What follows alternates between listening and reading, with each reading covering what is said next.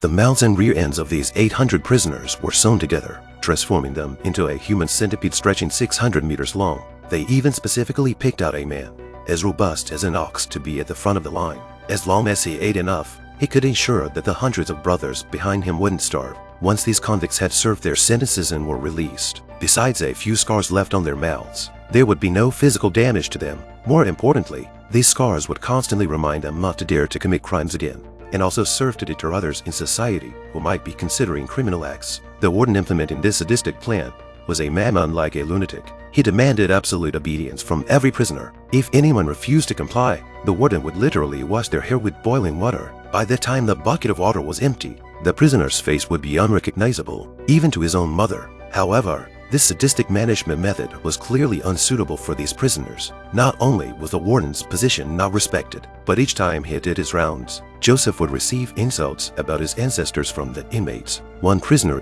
even vowed to desecrate his family's graves after his release, and he wouldn't even spare Joseph's dog. This infuriated Joseph to the point where he tied up a prisoner on the spot and broke his arm from behind. Then he caught the guy who was ranting about desecrating his family's graves, and with a swift move from behind, he forcefully stripped the man of his symbol of manhood. He then instructed the chef to make it into a medium-rare meatball, sprinkling some black pepper on top. The taste was so delicious, it was unreal. I wanted to throw up just watching it.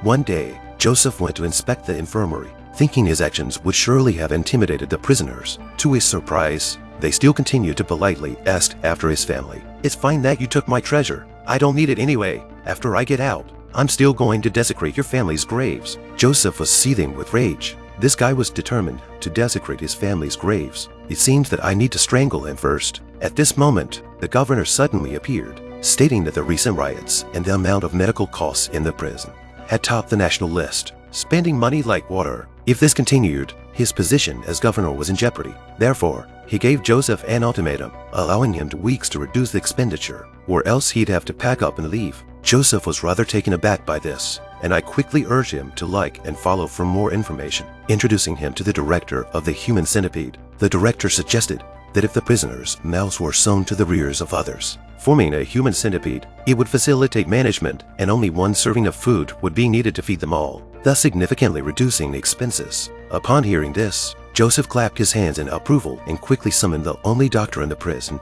to discuss the feasibility of this plan. After reviewing the plan, the doctor confirmed that it was medically viable because the waste they excreted was not contaminated and could be consumed, although it had no nutritional value. With the doctor's affirmation, the warden immediately got to work, calling all the prisoners to a late-night movie screening. The film on display was The Human Centipede Part 1. At this point, the prisoners were unaware that they were about to become part of a human centipede themselves. The inmates expressed their disgust at the movie with audible sighs. After the screening, Joseph walked up to the front of the screen, fired a shot into the ceiling, and then announced his renovation plan. "The world's first prisoner centipede chain is about to be born, and you should all be honored to become part of it." The prisoners were now completely infuriated, with a few who were frequently abused by Joseph leading the charge. They were determined to twist off his neck themselves. Joseph was so frightened that he quickly retreated into his office, which prompted the immediate dispatch of a special forces team to control these angry prisoners. Before the troops retreated, the warden took out a tranquilizer rifle